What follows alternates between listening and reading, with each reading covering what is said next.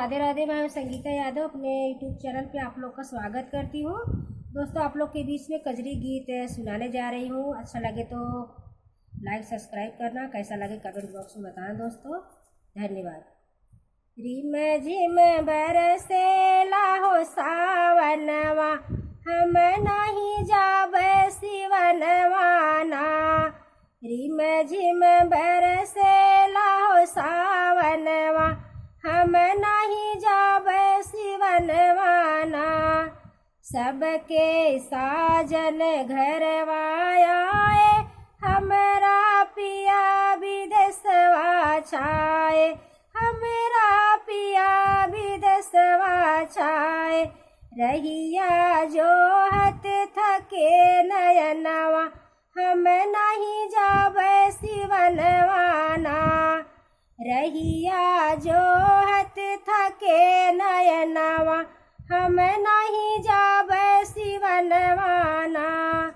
रिम झिम बरसेला सावनवा, हम नहीं जाबे सिवनवाना।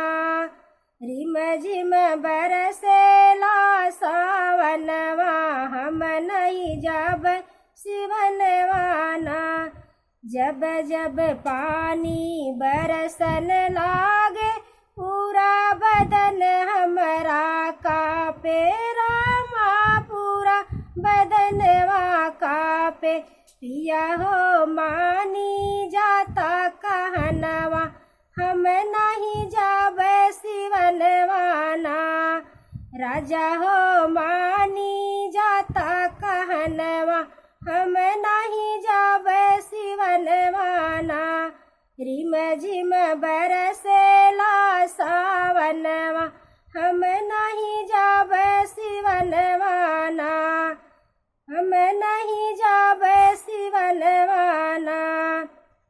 रिम झिम बरसेला सावनवा, हम नहीं जाबे सिवनवाना।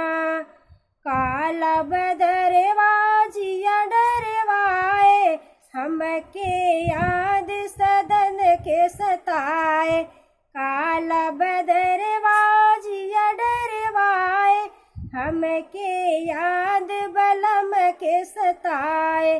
डाली डाली पड़ल झुलनवा, हम नहीं झूलब झुलनवाना।